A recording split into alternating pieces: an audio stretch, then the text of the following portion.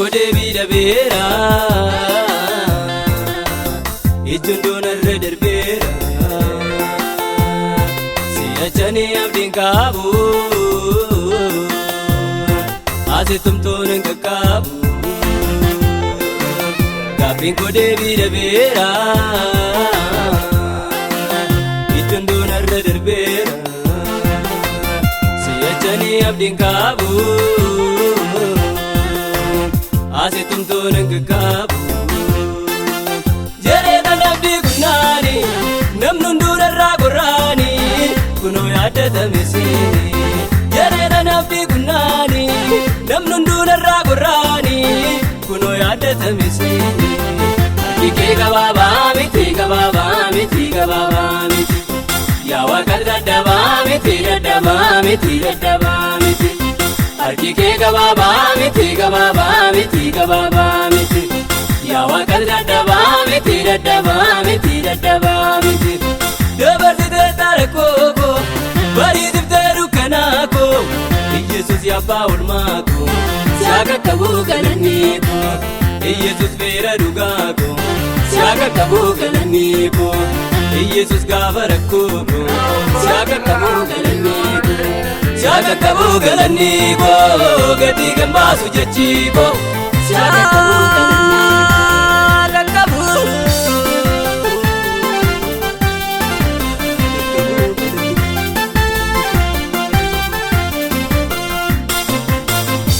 Niko darban sene atisna yaadatan sene kiran nambarre rakkoko abdi gutatte garanku niko darban sene atisna yaadatan sene kiran nambarre rakkoko abdi gutatte lubunku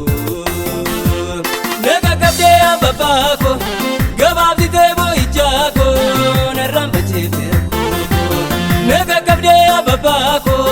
gababdi tebo ijako narambachete akike gababa miti ya wakadda daba miti akike gababa miti ya wakadda daba miti dabarti tarakoko bari diftaru kanako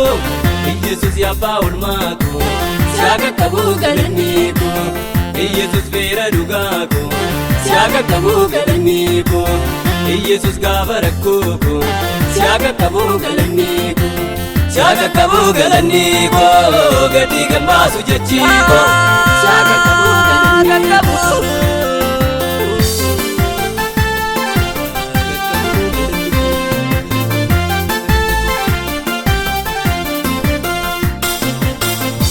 Namana tamate kara darbana duwati nati ulfate baanku yomul kabamdi matanku jeche namana tamate kara darbana duwati nati ulfate baanku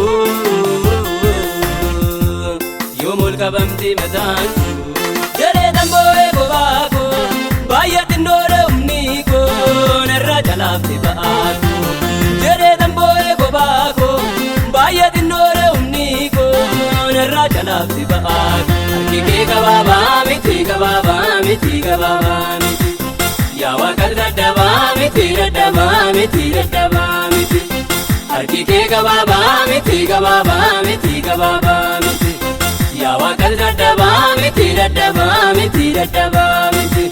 dabarti tarakoko bari diftaru kanako Jesus ya paul mako saka kabu kananiko Jesus vera dugako saka kabu kananiko Jesus gavarako saka kabu kananiko gati gambasu jachiko saka kabu kananiko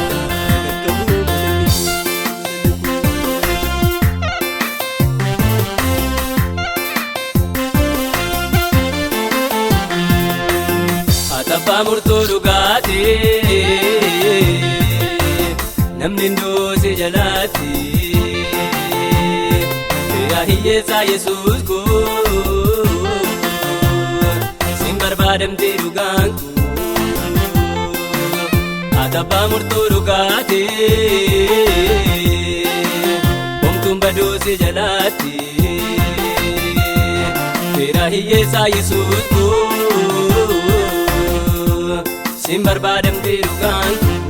dachaa galanii koo si akka qabu Yesuus koo gatii kan baasu jechee koo dachaa galanii koo si akka qabu Yesuus koo gatii kan baasu jechee harki kee gabaabaa miti gabaabaa miti gabaabaa miti yaa Waaqa dadhabaa miti dadhabaa miti dadhabaa miti harki kee gabaabaa miti.